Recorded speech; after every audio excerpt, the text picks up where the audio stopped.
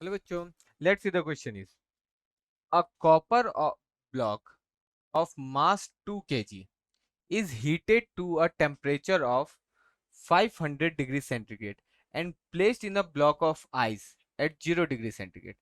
What is the maximum amount of ice that can melt? The specific heat of the copper is 400 joule per kg per degree centigrade and the latent heat of fusion of water is 3.5 into 10 raised to power 5 joule per kg. Okay, तो देखो now here the option A is 4 by 3 kg, option B is 6 upon 5 kg, option C is 8 upon 7 kg and the option D is 10 by 9 kg. Okay, तो देखो हमें question में क्या दिया गया, question में हमें दिया गया है कि एक कॉपर ब्लॉक है। सपोज ये हमारा कॉपर ब्लॉक है। अब एक कॉपर ब्लॉक है, इसका मास कितना है, m is equal to 2 kg। और इसे अब इसको हम हीट दे रहे हैं, इसको हम क्या कर रहे हैं, गर्म कर रहे हैं, इसको हीट गर्म कर रहे हैं कितना, 500 डिग्री सेंटीग्रेड। तो इसके अंदर जो हीट एनर्जी हो जाएगी Q, वो होती है हमारा heat energy is equal to M S delta theta. Delta theta है temperature difference.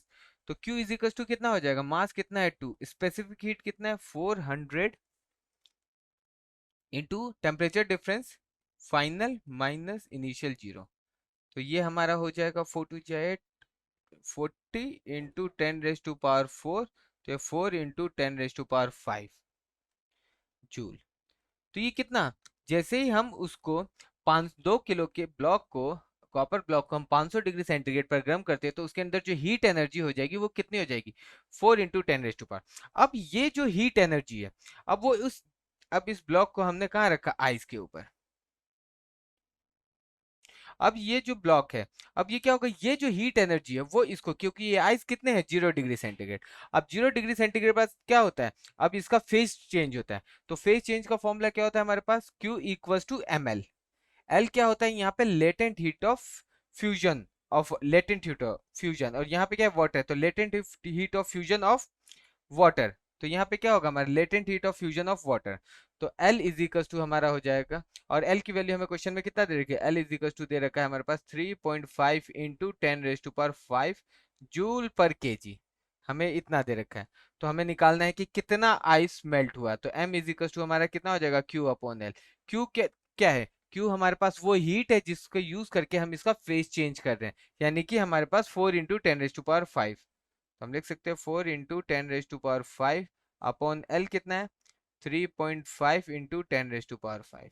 10 raise to power 5 से 10 रेज टू पावर 5 कैंसिल, यहाँ पे हम पॉइंट हटाएंगे तो ऊपर 40 अपॉन 35।